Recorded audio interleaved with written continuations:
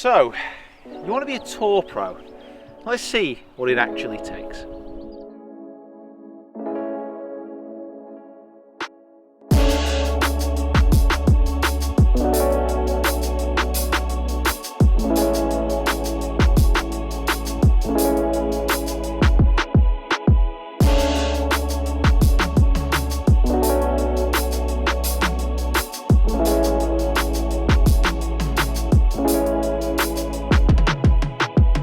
Hi guys, my name is Peter Finch and welcome down to the channel. If you are new here, make sure you hit that subscribe button. It's located just here on the screen. Make sure you comment on this video as well, which is part of a new series documenting the life of a rookie tour pro on the European Tour. So in this video series, I've teamed up with European Tour professional Kim Koivu, and we're going to track his progress throughout the 2019 season on the European Tour. Now, the first thing that I want you to do is make sure that you head over to Instagram and Twitter and follow Kim on his social media. I will link the handles in here. I want you to go do that and give him some support. Make sure that you let him know that you are behind him on his rookie year. So let's introduce you to Kim. Like I said, I met up with him a couple of weeks ago, did a little bit of an interview, we did some challenges, and they are all to come within this video.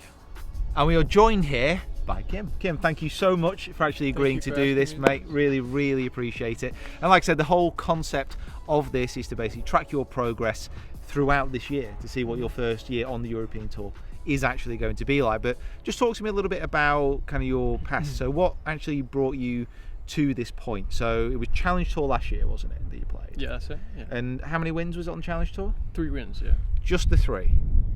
Only the 3. And one of them was the Finnish, was it the Finnish Challenge that you won? Finnish Challenge, yeah, home tour, yeah. Which obviously must have meant quite a bit. Definitely did, yeah. And then what's the actual kind of hopes for this year? I mean, obviously first year on the European Tour, so what are your expectations? What are you actually hoping for?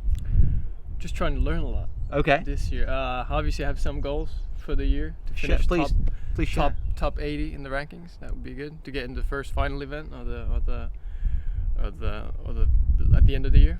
So if you finish in the top 80, that the first playoff event for the race to Dubai, it's changed, hasn't it, now? That's usually how it works, at least the previous years. And what was your actual journey to becoming a pro? Because you were prolific in other sports, weren't you, as well?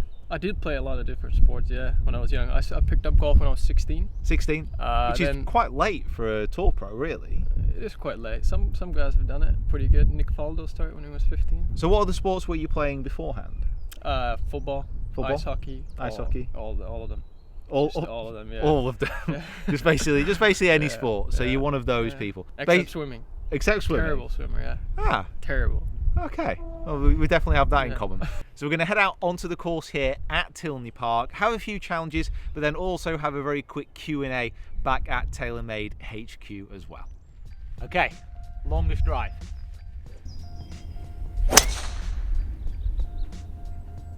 Longest drive is over. I thought I only got one ball.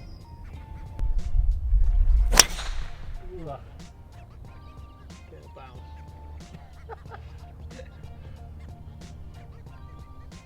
I was going to need another shot to get into play. That is not a bounce. Okay. So far Kim is winning.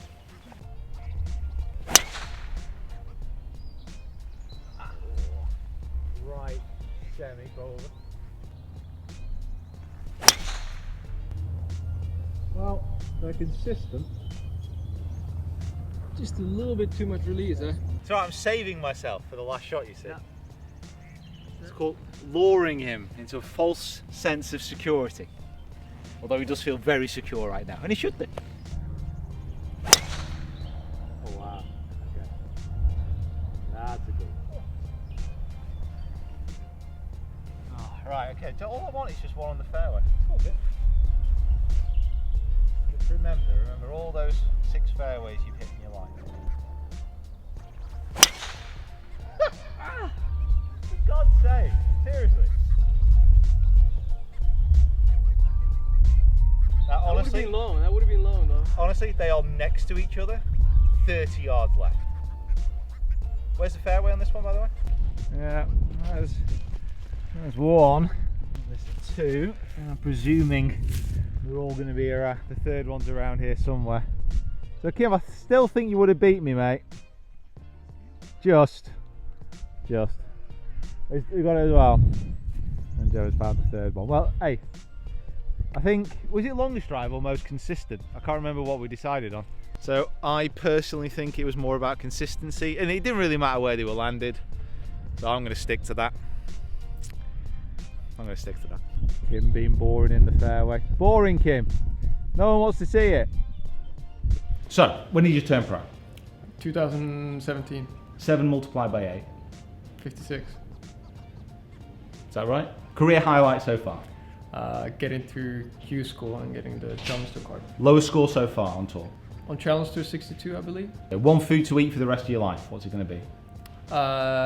Big Mac. Big Mac. Kids, that's not the healthiest choice. Hardest worker on tour, not including yourself? Sharon Lee. No, what? Sharon Lee. That's a different. That's a college.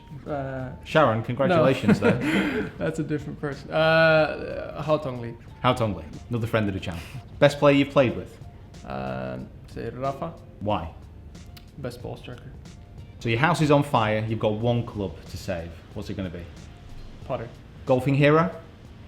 Tiger. How many holes in one? 0. He's a fellow 0 hole-in-oneer. I knew I liked you. Yeah. That's amazing. See, you can be an amazing golfer without getting a hole in one. Favorite sport outside golf? That's a tough one. I mean, none of the others actually count. Like, no one's that bothered, but yeah. Tennis. Most embarrassing moment on the course? I don't want to share that one.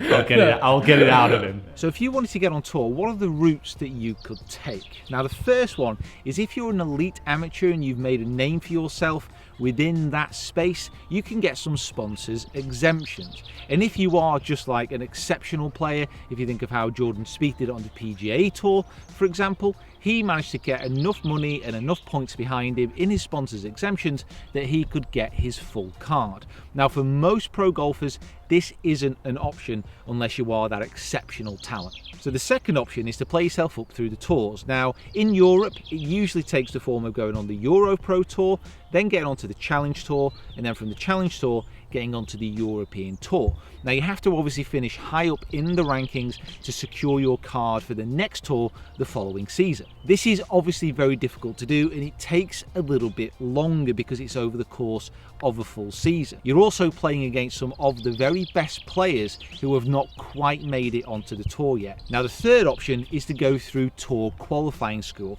and what many people say about this is it is the hardest and toughest way to try and secure an actual card. And there's so many rounds of tightly packed contested golf, the pressure is absolutely extreme. So out of these routes, Kim got through on the second, so he played his way onto tour through his Challenge Tour exploits. So let's have a look at some of Kim's results from the Challenge Tour and how he's got on the European Tour since the start of the 2018-19 season. Now you can see he played well enough on the Challenge Tour, winning events including in his homeland of Finland to make sure he secured his card. For me, from what I've seen, this is probably the best way to actually go about getting on tour. Not only do you qualify, not only do you make money along the way, but you're also testing yourself against good competition every week in a season format. So you get accustomed more to the travel, you get accustomed to different courses and different environments. Okay, it's time to have a look through Kim's bag and exactly what you are going to be using for the 2019 season. Now, where do you want to start? Where do you want to begin? Let's start with the wedges. Start with the wedges. Okay, so we've got the high toe and everything. I just changed. How many wedges have you got? Well, there's a few right now. This is obviously if the ground is a bit firmer, there's less bounce. Oh wow! Look at that. And then the other one is with a little bit more bounce on it. So just depending on the course conditions. If it's firm, I'll play with that. If it's a little bit softer, I'll play with this. Oh wow! There's more bounce on it. That sole has been absolutely buffed. Adrian, is this your handiwork here, mate? No, Sammy Day. Sammy Day. Master of stamping and master of grinding. I see. That's it. I trust the guys. They do a good job.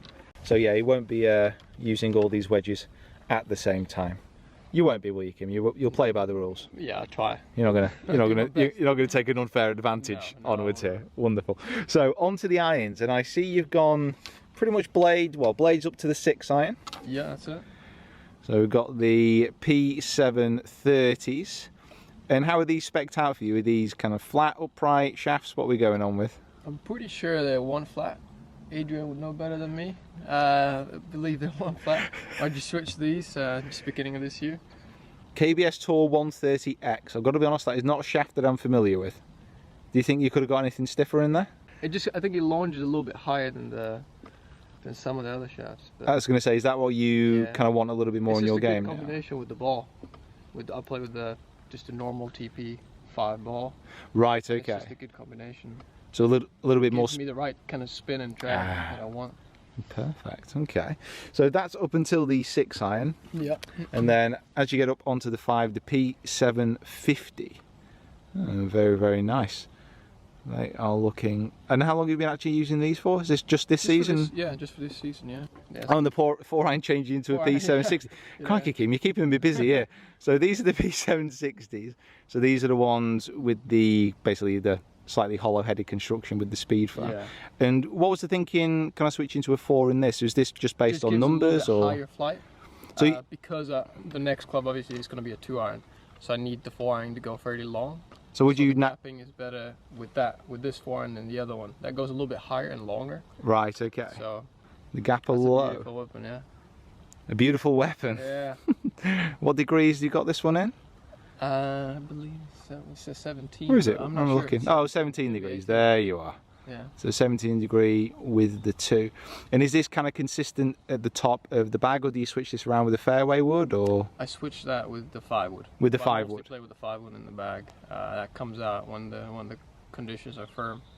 You get a lot of roll and you have to hit it in the tight gaps off the tees. So what have you found so far this season? You've been more onto the 5 wood, or has it been More- most of the Gapper? More on the 5 wood. On the links course that comes out handy though. Twice a year. 3 times. Right? 3 times a year. So onto the 5 wood, onto the M5, the titanium one, so 19 degrees. This is the same one that kind of I put in my bag this year. Have you been a 5 wood user in the past, or is this a? I have. I've played with TaylorMade woods for a long time. I can't believe when I first started playing with TaylorMade woods, but at least for the last 5 years. Obviously, I like the M5 better because it's adjustable. So if you're hitting, if you want to hit more draws, feel like more like a fade, you just switch there, and then obviously you can adjust to loft as well. So exact same shaft into the 3 wood, so the M5 as well. Did you test out the M5 and the M6? And what was the thinking between going for the M5 rather than the M6? Well, with the M5, you can obviously adjust the face a little bit. You can have different loft on it, or different setting. Obviously, here you can see the fade or the draw setting. So onto the big stick with the M6 as well. So did you test out the M5 at the same time, or? I did, but the M6 is a bit more forgiving. So Okay. with the driver, I think we found a combination of the shaft and the head that really gives me the right charge, what I want. Since I mostly play a fade off the tee with the driver, and Okay. the club just sets up well and looks good. So And this same shaft is kind of basically throughout all your woods. yeah. This is one good looking putter, and an aluminium face insert. Now what was the thinking behind that as opposed to just a normal kind of slightly softer one? It doesn't come out as hot off the face. I feel like it's a bit softer. Okay. To feel when it comes out, and that's what I like when I putt. So we got the alignment sticks with a little head cover. Yeah, that's it. Like I said, I always think that's the sign of a very keen practicer when you do Need to have alignment sticks. get one of those in. And then what is this thing? Because this isn't a normal kind of speed stick. What is this? It's just a combination. I mean, I see a lot of guys have the speed stick that has 3 different shafts on them. Mhm. This is just one, so you can kind of. Right, okay, so you can adjust and you can take it. You have three different settings. So this is the heaviest, and then if you take these out, it's the lightest, and then you leave these 2 in, and then that's the medium one. That's cool. And what's that Yeah. called? A handy It's called golf? Handy speed golf. Oh, I haven't. It's a Finnish brand, so that's why. Okay, I've never actually seen that before. Yeah. Well, there you go. I'll be checking that out, guys. If you want one that you can adjust and you can take stuff off, there you go. Yeah. The handy speed Comes stick. out handy, yeah.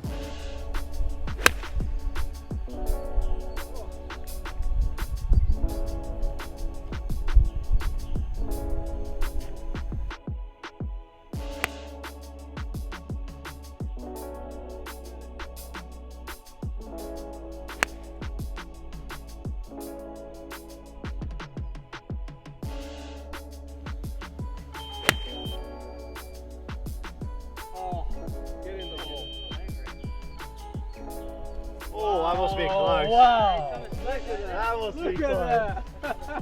Oh, there we go. So guys, thank you so much for watching. It's going to be a great pleasure to actually track Kim's progress this year and do this rookie year concept. Now, if people want to find you on social media, what are you on? Twitter, Instagram? Instagram, Twitter, Facebook. So all those three outlets. All those three, and I'll link everything in the description below as well. So guys, thank you so much for watching. Enjoy a little bit of time off. So you've got a few weeks before Morocco, haven't you? Yeah. And then it is into Morocco. So stay tuned to the European Tour. Make sure you check in on Kim's progress and see how he gets on. Kim, thank you so much, mate. Enjoy and play well. Yeah. Guys, thanks for watching. Make sure you subscribe to the channel if you haven't already. Follow me and Kim on our other social media platforms, and we'll see you down here next time.